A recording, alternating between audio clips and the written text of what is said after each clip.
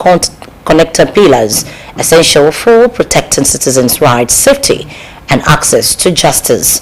Government House correspondent Wahab Bankole has details.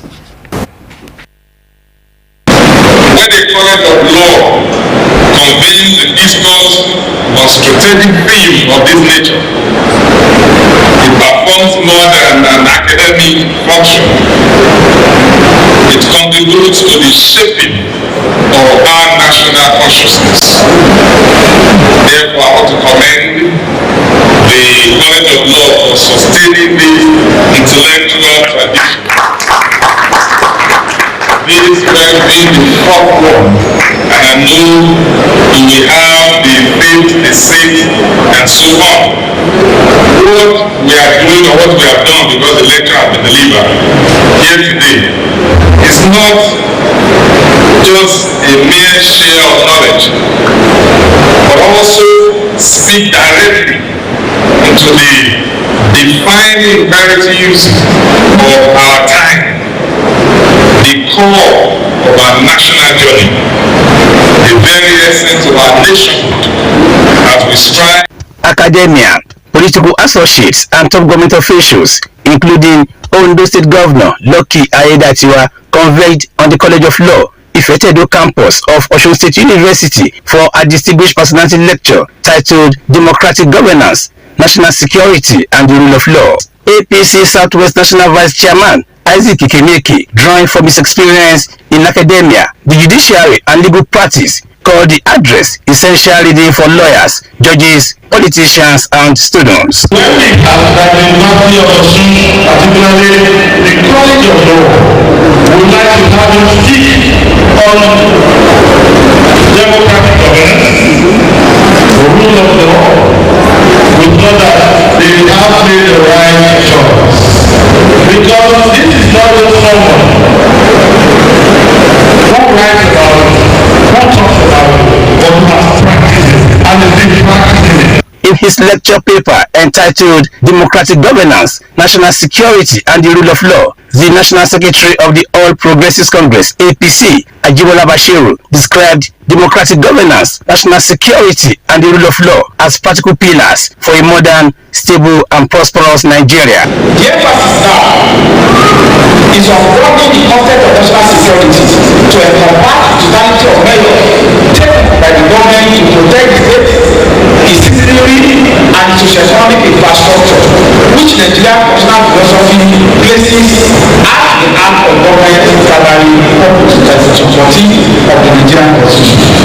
This constitutional mandate situates security as a paramount necessity, but as a foundational obligation of democratic governance, inseparable from legitimacy, accountability, and the rule of law. The former senator criticized Nigeria's centralized police architecture as overstressed and disconnected from community needs. Ondo State Governor Lucky Ayedatiwa, who was the special guest of honor, hailed the event as a key intellectual tradition. He said universities form society's moral and intellectual backbone, while law colleges are custodians of inquiry, discipline, and debate. They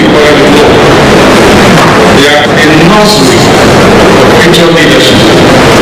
You are training lawyers, magistrates, judges that will determine how we fare in the future in terms of our democratic governance. When the College of Law convenes the discourse on strategic themes of this nature, it performs more than an academic function. It contributes to the shaping of our national consciousness. What we are doing here today is not just a mere share of knowledge, but also speak directly into the defining imperatives of our time, the core of our national journey, the very essence of our nationhood, as we strive to strengthen governance structure in line with acceptable global best practices. Ayedatiwa commended the choice of Bashiru as guest lecturer, highlighting his academic background, legislative service, and party leadership. He acknowledged justice system delays from objections and preliminary applications, but insisted that due process remain essential for stability and institutional trust. This concept, democratic governance, national security, and rule of law, they are not abstract concepts. They define whether societies progress or stagnate, whether institutions endure or erode. And of a truth, we have just been reminded of the intricate link between democracy, security, and rule of law. And these pillars are fundamental to a thriving nation, ensuring citizens' rights, safety, and justice. Governor Aiyedatiwa described the Amotekun security outfit as a successful community policing model within the Southwest regional framework, emphasizing the need for interstate collaboration. He called on students, scholars, policymakers, and practitioners to apply the discourse insight in nation building, framing it as summons to collective responsibility. From Ifetedo in Osun State, Wahab Bankole, Osrc News. Wife of Ondo State Governor Oluwaseun Aiyedatiwa has visited Federal Medical Center in Owo to celebrate the birth of a set of quadruplets. Mrs. Aiyedatiwa described the rare delivery a divine blessing and strong proof of improving healthcare quality across the state. She commended the medical team for their expertise and wished the family well. Omoriola Umbiji tells us more. Accompanying Governor's wife, Oluwaseun Aiyedatiwa, on her visit to the newborn quadruplets at Federal Medical Center, Owo, were top health officials including Permanent Secretary, Ministry of Health, Ayodele Adiji, and Director General, Ondo State Contributory Health Commission, Abiodun Oyemei. Hospital management received her at the administrative building. Head of Clinical Services, Adeyinka Ayiyemi, representing the Medical Director, thanked the Ondo State government for ongoing support and appealed for more assistance. We're still wondering how you got to and how you as the model of the state that you are, we're not too surprised that you were able to identify what we thought was something we're keeping to ourselves here. It's more important. We'll soon be here to see people. Mrs. Aiyedatiwa proceeded to the neonatal ward where she presented the quadruplet mother with gift items and financial aid, reaffirming the Ondo State government's dedication to mothers and children. Thanking God for the safe delivery, the governor's wife commended the hospital's management and staff for their professionalism. She reassured Ondo residents of the Aiyedatiwa administration's commitment to prioritizing quality healthcare delivery. On behalf of Ondo State government, the governor of Ondo State, we bring good tidings to you. I will say thank you for everything and everything that has been communicated through Mr. Dr. Adeyemi. I will take you back to the government. The governor's wife also toured the delivery and postnatal wards, celebrating other nursing mothers. Mother of the quadruplets, Ayobamidele Ojo, expressed gratitude to Mrs. Aiyedatiwa and the Ondo State government for their love and support. I'm very grateful to the wife of the governor for this gift given to me and my babies. God bless her. The newborns, all girls, were delivered on 31st January 2026 at the Federal Medical Center, Owo, Ondo State, and with their mother are reported to be in stable condition. Omoriola Umbiji, Osrc News. And our very widespread postpartum depression remains misunderstood, leaving countless women without vital support. Experts say that this condition is both serious and highly treatable with timely intervention. Adewumi Taiwo reports. Postpartum depression, a mood disorder can emerge weeks or even months after childbirth, setting it apart from the milder baby blues.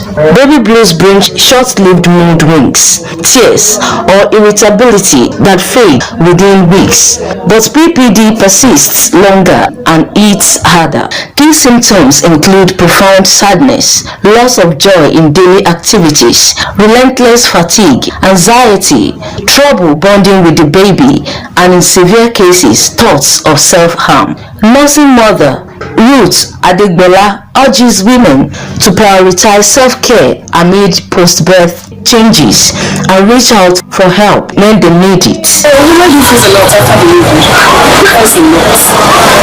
Some after they've given birth, there won't be any proper care from the husband, from the family, even from their loved ones.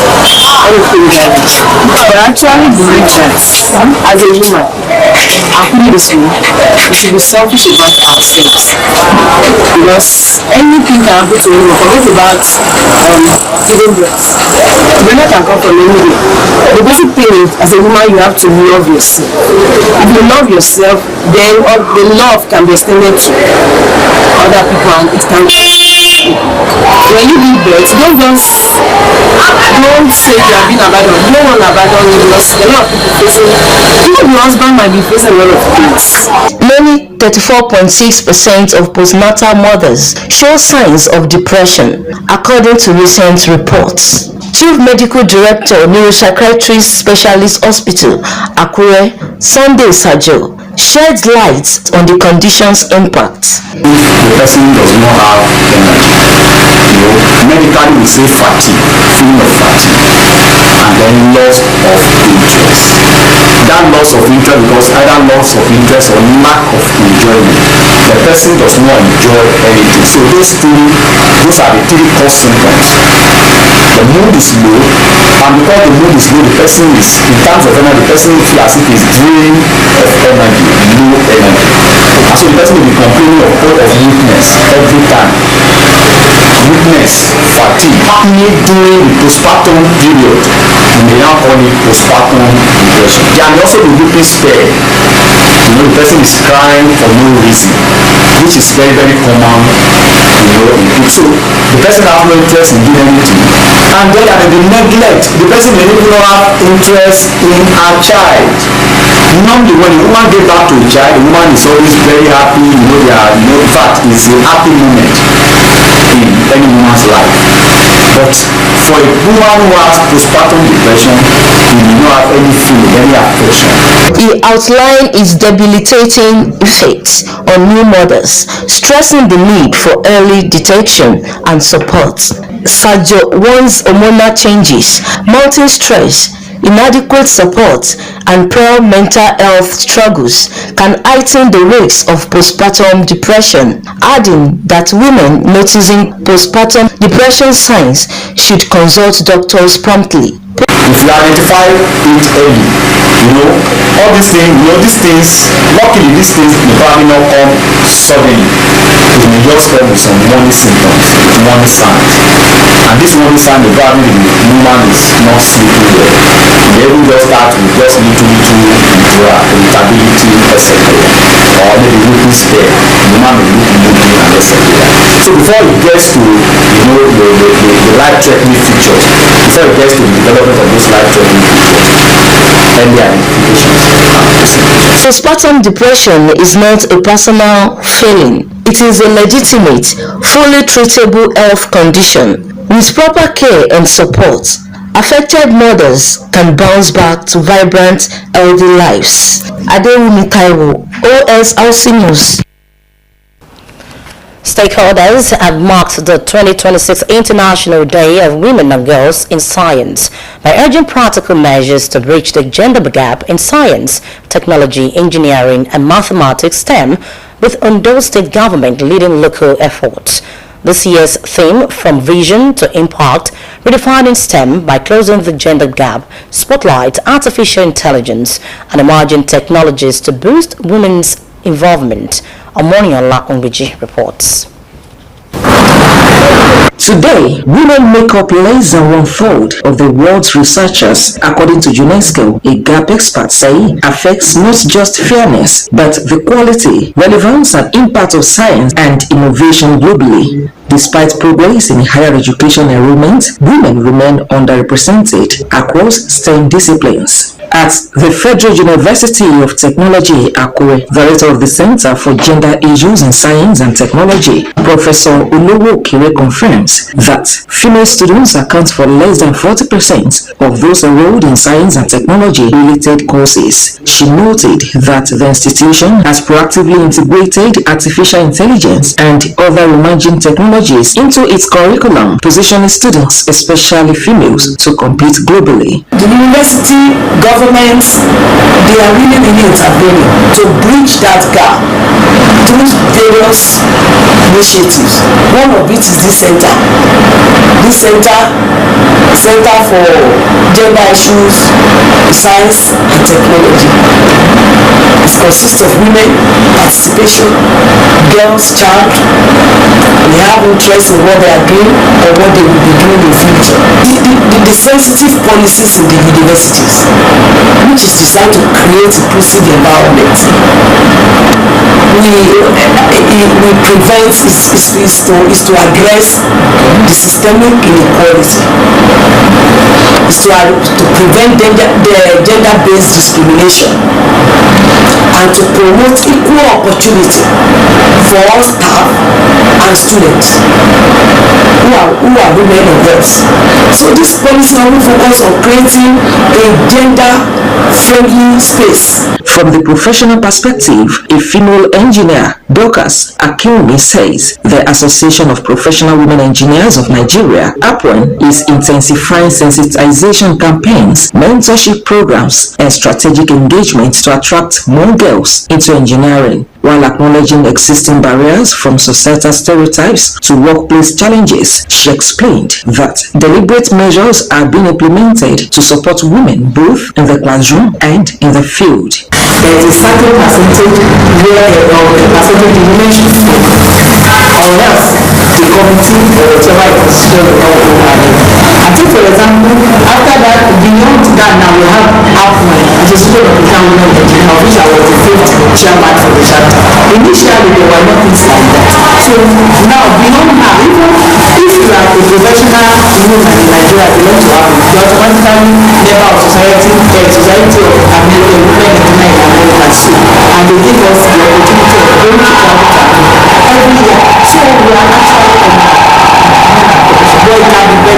on collaboration, a non-governmental organization, Martin Mary Falano, emphasized that closing the gender gap requires a united front. He stressed the need for schools to strengthen their curriculum, partner with private organizations, and leverage government agencies. As an organization, we program around STEM, especially pairing girls who are exceedingly doing well in science and tech, especially STEM, and pairing them with young girls in the rural communities and also in secondary schools, especially the underserved rural and excluded communities, to put them through how they can also be inspired by the role model, so that in future they can go and decide into science and technology. We also have another program, which is the building of the capacity of teachers, using teachers to reach more girls so that the interventions can be gender responsive. Commissioner for Education, Science and Technology, Professor Igbekele Ajibefun, who said the Ondo State government is implementing policies and projects to encourage more female students to embrace STEM courses, noted that female participation in science and technology-related programs has improved compared to previous years. One of such activities is competition in schools. Many of our girls, they are encouraged to partake in science competitions. In fact, currently we are in Science Week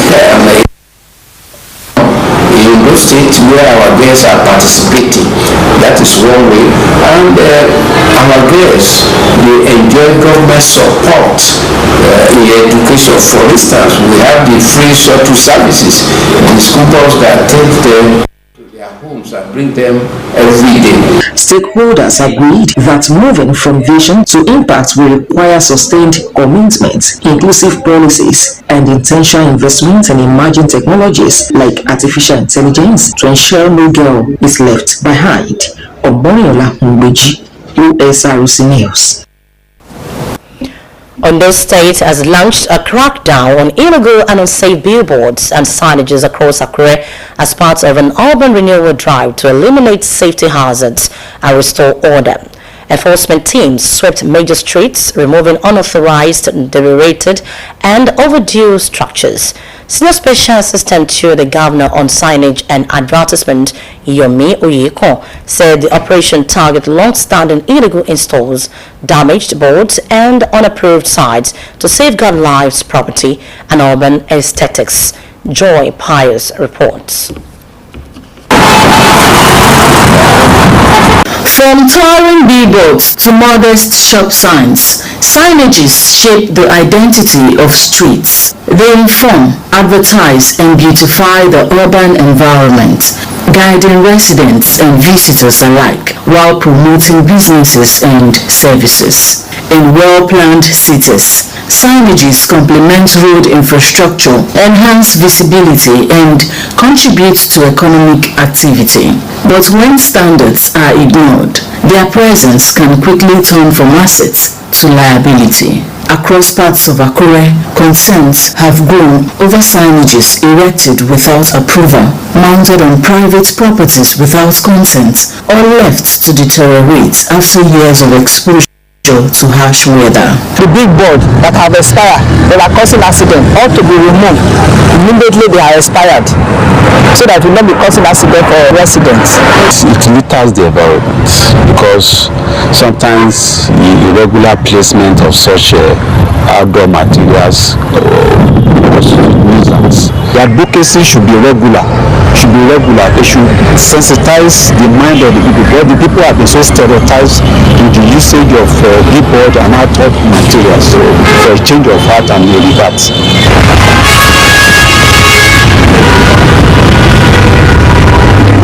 In different locations in Nigeria, there have been reported cases of signages obstructing road users' views, encroaching on walkways, and in extreme cases, causing accidents due to weak or collapsed structures.